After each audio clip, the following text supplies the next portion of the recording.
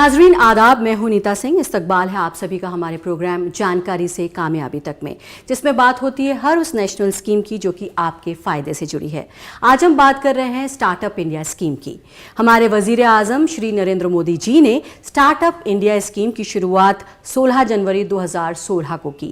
Startup India हुकूमत हिंद की एक अहम शुरुआत है, जिसका मकसद मुल्क के तमाम स्टार्टअप्स और नए आइडियाज़ को एक मजबूत माहौलियाती निज़ाम देना है, जिससे मुल्क की इकनॉमिक ग्रोथ हो और एक बड़े पैमाने पर रोज़गार की अपॉर्चुनिटीज़ पैदा हों।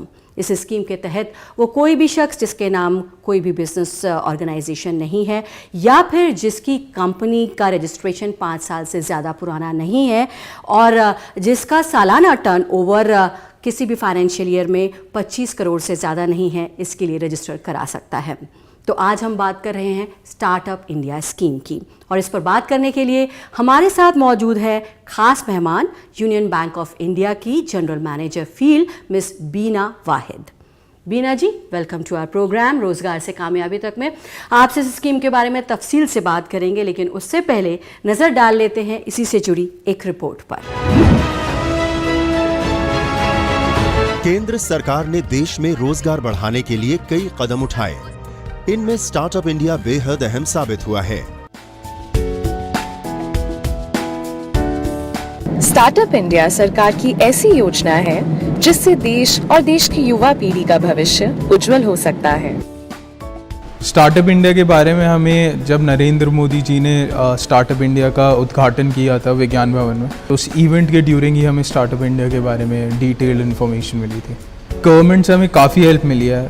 जैसे हमारी technology is the first in the world to achieve reduction in particulate matter emissions, तो हमें पेटेंट पे काफ़ी सब्सिडी मिली है, और पेटेंट अच्छी कंपनी से पेटेंट करवाना is one of the priority for us, क्योंकि हमारा टेक्नोलॉजी सेंट्रिक इनोवेशन है।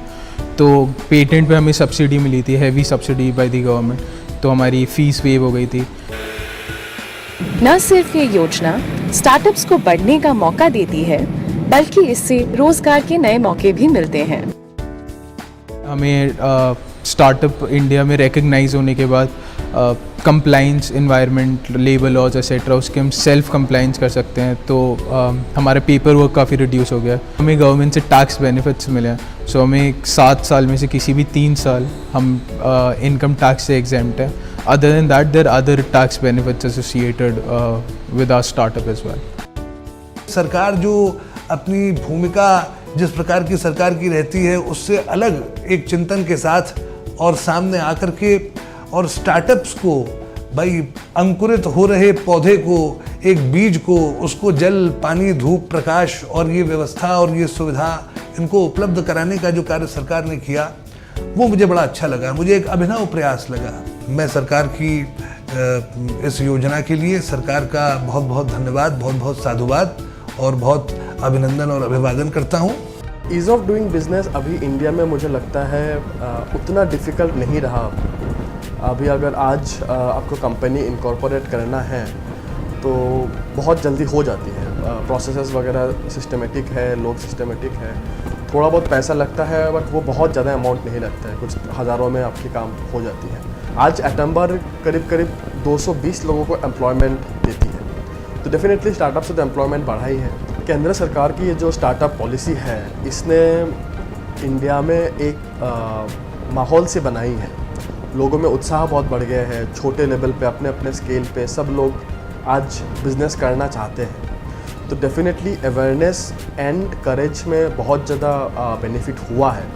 प्लस मेक इन इंडिया जो डिपार्टमेंट है बहुत ही एक्टिव है। अगर आपको कोई कंप्लायंसेस प्रॉब्लम है, कुछ लीगलिटी इश्यूज, तो they try to help you solve those problems. Shivam Das के मुताबिक सरकार ने जीएसटी शुरू करके बिजनेस करने वालों के लिए राह बहुत आसान कर दी। स्टार्टअप इंडिया से शिवम दास की तरह देश के कई युवाओं में आज ऐसा ही जज्बा है। अब युवा रोजगार पाने के लिए नहीं, रोजगार देने योग्य बना है। बीना जी, सबसे पहले हम आपसे ये जानना चाहेंगे कि ये स्टार्टअप इंडिया स्कीम क्या है और इसको लॉन्च करने का मकसद क्या था? Startup India scheme wealth generation और एम्प्लॉयमेंट जनरेशन का एक स्कीम है जो प्रधानमंत्री नरेंद्र मोदी ने स्टार्ट किया था 2016 में। एंड बेसिक इसकी यही है कि इंडिया एक लार्ज डेमोक्रेसी है और सबसे बड़ा चैलेंज इंडिया के लिए एम्प्लॉयमेंट जनरेशन है। और एम्प्लॉयमेंट जनरेशन में काफ़ी हर साल तक अराउंड 100 मिलियन जॉब्स का जो ज़रूरत है, अगर स्टार्टअप इंडिया स्कीम के थ्रू जब नए नए छोटे कंपनियां आते हैं उसमें एम्प्लॉयज़ ज़्यादा लोगों को काम दिया जा सकता है और एम्प्लॉयमेंट का प्रॉब्लम जो है काफ़ी हद तक इससे ख़त्म हो जाता है। और इसमें काफ़ी सारे बेनिफिट्स हैं। इसमें जो स्टार्टअप इंडिया के थ्रू जो कंपनियां आगे आते हैं उन कंपनियों के लिए आईटी रिटर्न्स की बेनिफिट्स होती है, फाइनेंशियल बेनिफिट्स की बेनिफिट होती है। जो स्टार्टअप इंडिया जैसे स्कीम में जो कंपनियां आते हैं काफ़ी हद तक ये छोटे कंपनीज होते हैं जिसमें एक पेटेंट्स पे एक्चुअली डिपेंडेंट होते हैं और पेटेंट रजिस्ट्री की जो कॉस्ट है आज अगर आप देखेंगे तो बहुत ज़्यादा है। और अगर स्टार्टअप इंडिया स्कीम के थ्रू किया जाए तो फिर आपको इसमें बहुत सारा रिबेट्स मिलते हैं, आपको आईटी रजिस्ट्रेशन, आईटी की बहुत सारे रिबेट्स मिलते हैं और फिर इसके अलावा आपको गवर्नमेंट टेंडर्स में आप पार्टिसिपेट कर सकते हैं।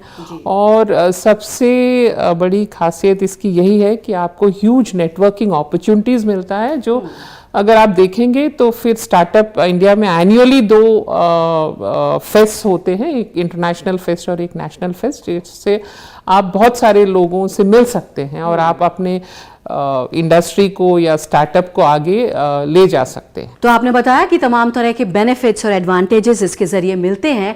कौन लोग हैं जो कि स्टार्टअप इंडिया स्कीम के तहत फ़ायदा उठा सकते हैं बीना जी? एक्चुअली इसमें जो लोग इसका बेनिफिट्स ले सकते हैं, पार्टनरशिप फर्म्स ले सकते हैं, लिमिटेड लाइबिलिटी पार्टनरशिप्स ले सकते हैं और प्राइवेट लिमिटेड कंपनीज इसका बेनिफिट ले सकते हैं। बीना जी, अब हम ये जानना चाहेंगे कि अगर हम इस स्कीम की बात करें, स्टार्टअप इंडिया स्कीम, तो इसकी वैलिडिटी क्या होती है? क्या इसका कोई वैलिडिटी पीरियड होता है? कब तक इसका फ़ायदा मिल सकता है?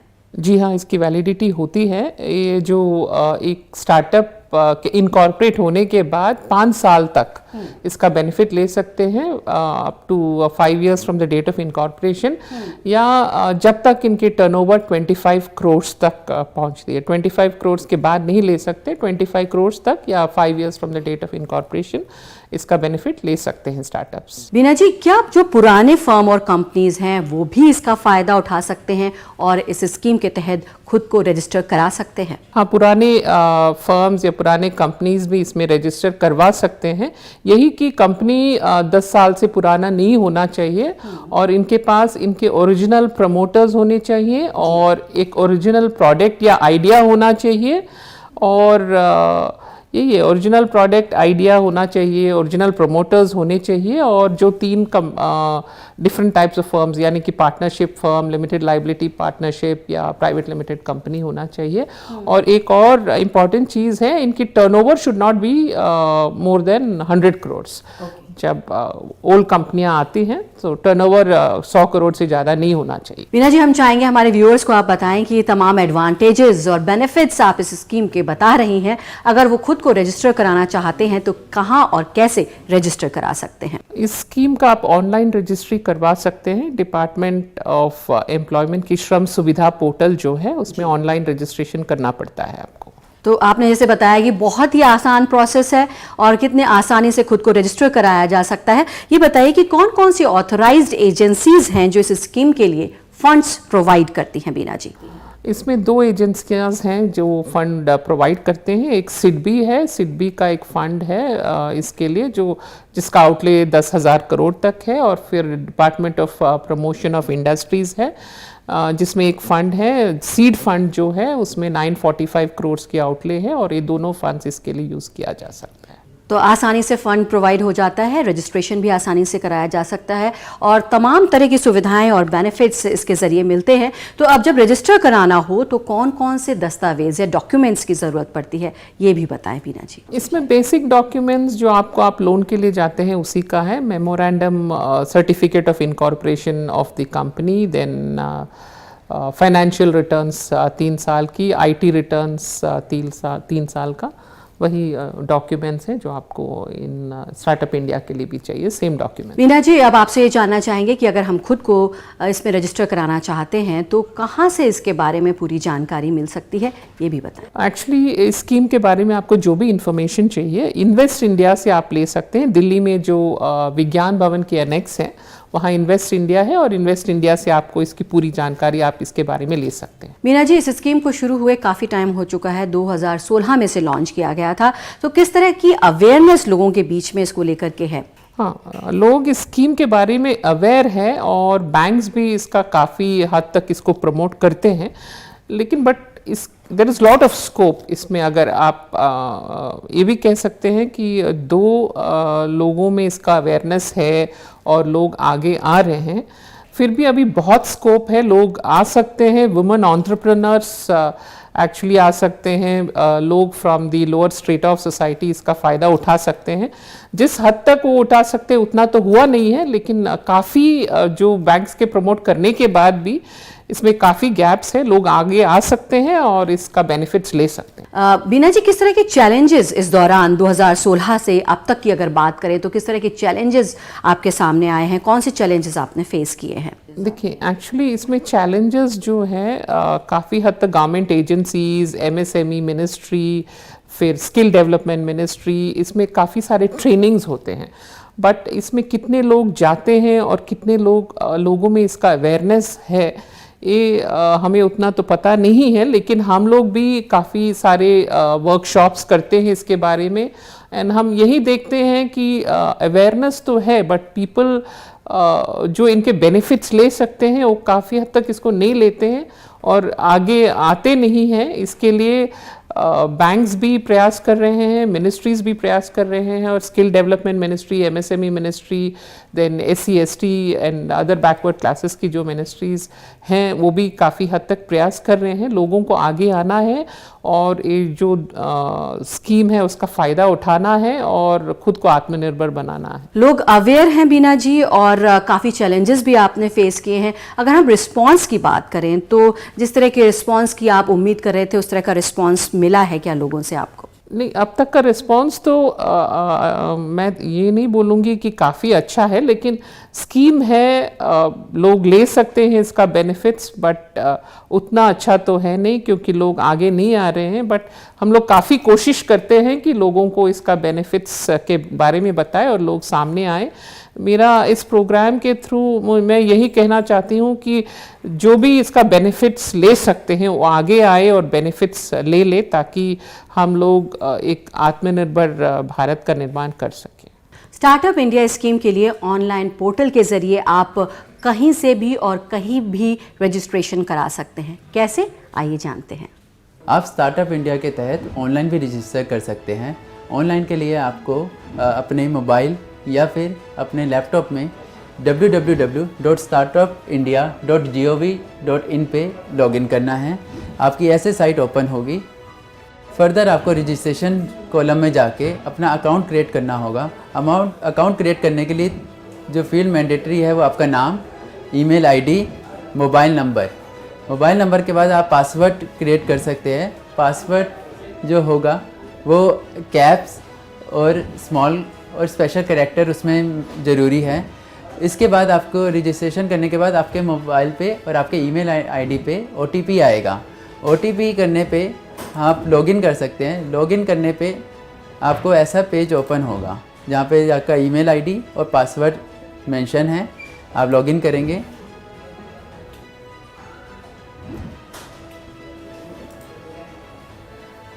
लॉगिन करने के बाद आपको अपने स्टार्टअप के बारे में इंफॉर्मेशन देनी है, आपकी कॉन्टैक्ट डिटेल देनी है, कैटेगरी के बारे में आपको मेंशन करना है और आपका क्या इंटरेस्ट है, आप किस एक्टिविटी में है वो सब मेंशन करना होगा। मेंशन करने के बाद आप उस साइट से आपका अकाउंट क्रिएट हो जाएगा पूरी तरह। भारत सरकार द्वारा आपको एक और सुविधा उपलब्ध दी गई है कि श्रम सुविधा gov.in साइट में आप 32 जो रजिस्ट्रेशन है विद इन सिंगल विंडो आप उपलब्ध कर सकते हैं। श्रम सुविधा.gov.in एंटर करने पे ये पेज आएगा। आप रजिस्ट्रेशन कॉलम में जाके अपना जो आपने लॉगिन आईडी और पासवर्ड वहाँ क्रिएट किया है startup.gov.in में, उसी से लॉगिन करके आप 32 अपने अप्रूवल सिंगल विंडो के थ्रू ले सकते हैं। जैसे आपने देखा, आप ऑनलाइन के तहत कम समय में और सरल तरीके से अपने स्टार्टअप का रजिस्ट्रेशन कर सकते हैं और बैंकों से स्टार्टअप लोन का लाभ उठा सकते हैं। और अगर आप स्टार्टअप इंडिया के तहत लोन का फ़ायदा उठाना चाहते हैं तो आप किसी भी बैंक की शाखा में जाकर आवेदन पत्र भर सकते हैं। आवेदन पत्र भरना बहुत ही आसान है। आइए मैं आपको बताती हूँ कि आपको कैसे भरना है। यह आवेदन पत्र आपको किसी भी बैंक की शाखा में जाकर मिलेगा, जहाँ पर आपको अपने उद्यम का नाम, आपके रजिस्टर्ड ऑफिस का एड्रेस, आपका जीएसटी नंबर, आपका सर्टिफिकेट ऑफ इनकॉर्पोरेशन तथा जेम पोर्टल पे आपकी उपस्थिति है या नहीं, यह भी बताना होगा। यह फॉर्म भरना बहुत आसान है। आप किसी भी बैंक की शाखा में जब जाएंगे तो वहाँ पे तैनात अधिकारी से आप बात करेंगे और वह आपको गाइड करेंगे कि इस फॉर्म को कैसे भरना है। कुछ ज़रूरी दस्तावेज हैं, जैसे कि आपका पैन कार्ड, आधार कार्ड, आपके फर्म से रिलेटेड डिटेल जैसे कि आपका जीएसटी नंबर, आपका सर्टिफिकेट ऑफ इनकॉर्पोरेशन तथा जेम पोर्टल में जो आपका रजिस्ट्रेशन नंबर है उसको भी साथ में ज़रूर ले जाएं और आपका फ़ोटोग्राफ होना भी ज़रूरी है। इसके साथ मैं यह बताऊंगी कि आप जब भी किसी शाखा में पहुंचेंगे, वहां पे जो भी तैनात अधिकारी होंगे आपको मदद करेंगे और आप ज़रूर बैंक की शाखा में विज़िट करें और इस योजना का लाभ उठाएं। स्टार्टअप इंडिया स्कीम का बेसिक मकसद स्टार्टअप्स को बढ़ावा देना, रोजगार पैदा करना और वेल्थ क्रिएशन है। ये स्कीम बुनियादी तौर पर 3 पिलर्स पर बेस्ड है। पहला, मुल्क के तमाम स्टार्टअप्स को फाइनेंशियल सपोर्ट और इंसेंटिव्स मुहैया कराना। दूसरा, इंडस्ट्रियल सपोर्ट, इंक्यूबेशन पीरियड और एकेडेमिया पार्टनरशिप देना है। तीसरा, पूरे प्रोसेस को आसान बनाना और हैंड होल्डिंग करना है।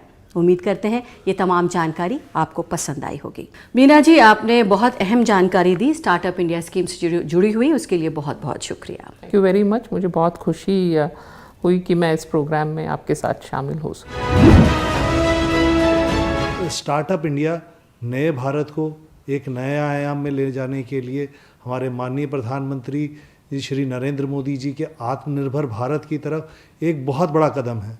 इस कदम के तहत स्टार्टअप इंडिया में नए नवयुवकों को, नई कंपनियों को, लोगों को प्रोत्साहन दिया गया कि किस तरीके से वो रोज़गार लेने वाले की जगह रोज़गार देने वाले बन सकें, और इस स्कीम के तहत उनको नए नए आइडियाज़ को किस तरीके से वो लोगों को पेश कर सकते हैं।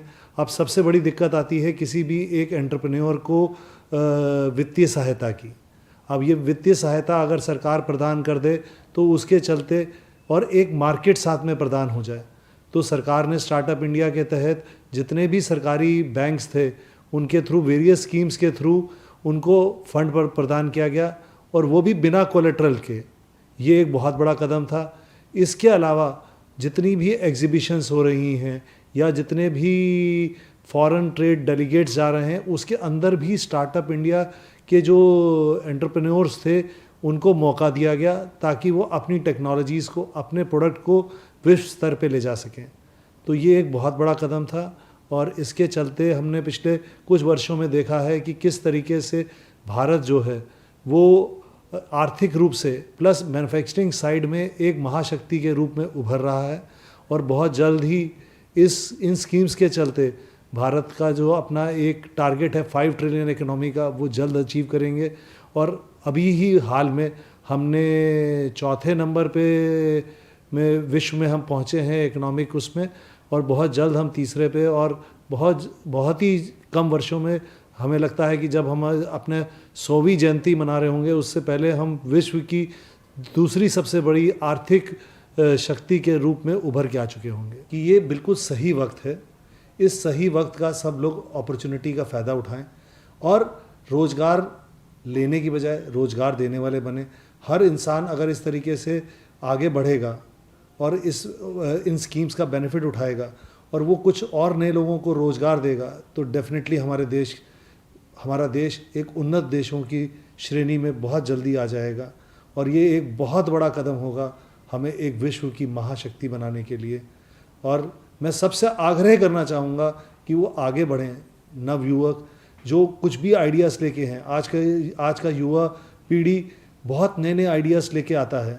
आप रोज़ देखें कुछ नया, ये स्विगी, ओला, ये सब नए नए आइडियाज़ हैं। और आज मुझे नहीं लगता है कि हमारे जो नई जनरेशन आ रही है उनके पास आइडियाज़ की कमी है। वो अपने आइडियाज़ को लेके आगे बढ़ें और देखें कि वो किस तरीके से उन्नति कर सकते हैं और किस तरीके से हम सब मिलकर इस देश को एक उन्नत राष्ट्र बनाने में और आत्मनिर्भर बनाने में मिलकर कार्य कर सकते हैं। अपनी वेबसाइट एक ज़रूरी है उसमें बनाना। You must have a good website कि आपका आइडिया क्या है, तभी आपको स्टार्टअप रजिस्टर किया जाता है। आप सिर्फ एक एप्लीकेशन डाल देंगे उससे नहीं होगा। And then based on that website which we created, if you go to our website called CRISPRbits.com, you will see what we aim to do. हमारा क्या मकसद है अगले 2 साल और अगले 5 साल में हमारे को कहाँ पहुँचना है। तो एक तरह की एक अपनी विजन और मिशन बनाइए और अपने आप को एनरोल करिए उसमें, स्टार्टअप वीडियो बना के फिर उसमें अपना एनरोल करिए। गवर्नमेंट के स्कीम्स बहुत सारी हैं। Startups, if you have a good idea, if it is a visionary idea, पैसे की कमी नहीं है इस देश में और बाहर भी। अब हमारे को एक इन्वेस्टर यूएस से आ रहा है हमारी कंपनी में और वो हमारे को फंडिंग दे रहा है at a pre money value which is quite in the high value, in several million dollars he is valuing our company, that is on the pre money value. जब सीरीज ए में जाएंगे तो वो और valuation बढ़ जाएगी। तो idea आपका यूनिक होना चाहिए। अब आजकल स्टार्टअप में कई सालों से SaaS, service as a software या ई कॉमर्स, अब ये सब चीज़ें थोड़ी पुरानी होती जा रही हैं। अब नए आइडियाज़ निकालने हैं स्टार्टअप्स के लिए, and there are hundreds of new things that can be visualise today. So we visualise CRISPR and accordingly आपको भी सबको स्टार्टअप करने के लिए एक नया मिशन और उसकी विजन बनानी है। उसके हिसाब से आप स्टार्टअप पे जाइए। Government is always there to help you. I have seen this. नाजरीन, तो आज के एपिसोड में बस इतना ही। अगले हफ्ते फिर हाजिर होंगे, बात करेंगे एक नई नेशनल स्कीम के बारे में। फिलहाल मुझे दीजिए इजाजत। आदाब।